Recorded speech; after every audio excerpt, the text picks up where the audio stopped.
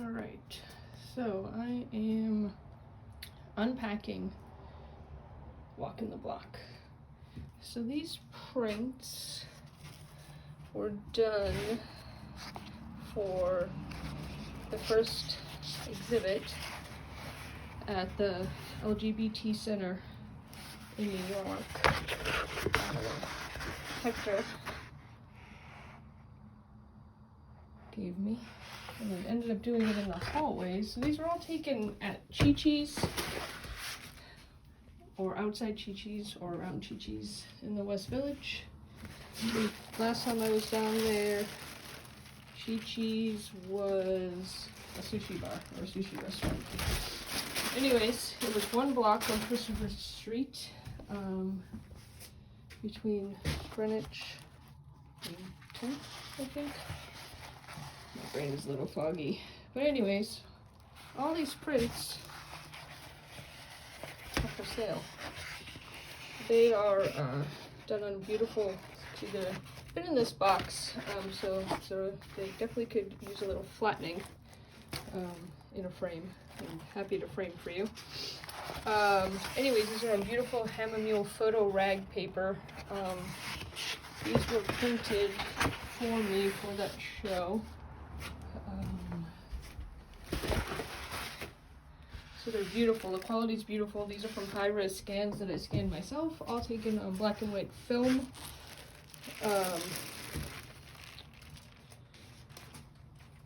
That I rolled. Yeah, I roll my own film, still do. That I rolled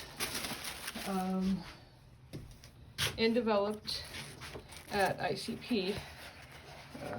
So that's where I was a student at the time, on 42nd and 6th. So that was 14 years ago. Went to school there. All these images were shot pretty much May 2010 through that summer. This is Apollo Greed, and he was the gatekeeper. He let me in. He was how I was able to get this close. All these images were shot, like I said, on film with my Nikon F100 with a 20mm lens, because you can always get closer. So the quality of these prints, you know, beyond being in a box for the last 12 years, ish, maybe 12 years, they're in great quality. Like I said, they could definitely use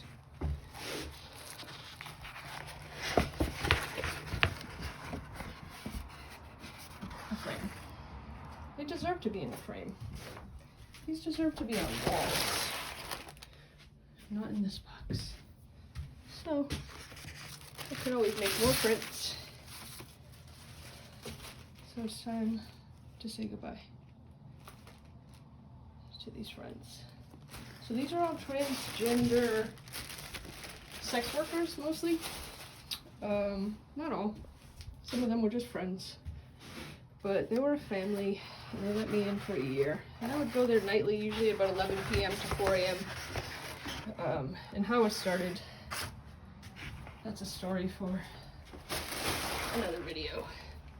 Yeah, basically started with me and Sophie P. and something called Purple Motherfuckers. So, yeah.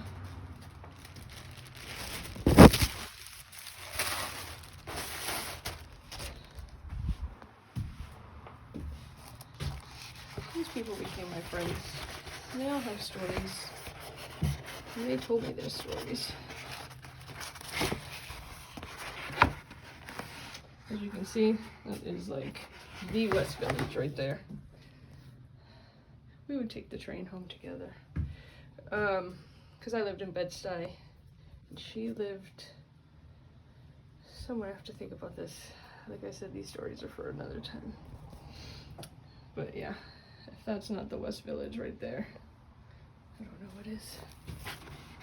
Couple of their fancy dog, and a transgender person doing what they need to do.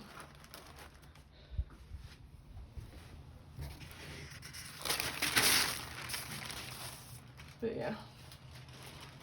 So that's Chi-Chi's. This was the outside scene of there. I'm sure it's a very different scene right now. I haven't been back there in, I don't know, at least 5 years. Now that we're here in Lenox, I'll have to make a trip. But yeah, that was the train station that came out from the Long Island Railroad, I believe. And it was just a scene on a Friday and Saturday night in May of 2010.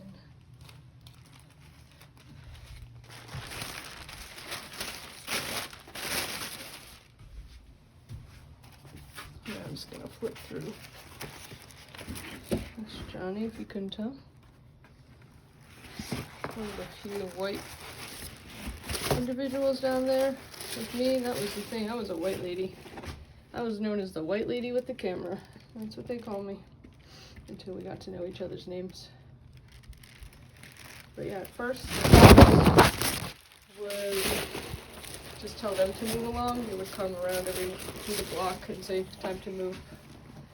And then after a while, they started telling me that I had to move with them because they knew I was their friend. So, thanks for looking.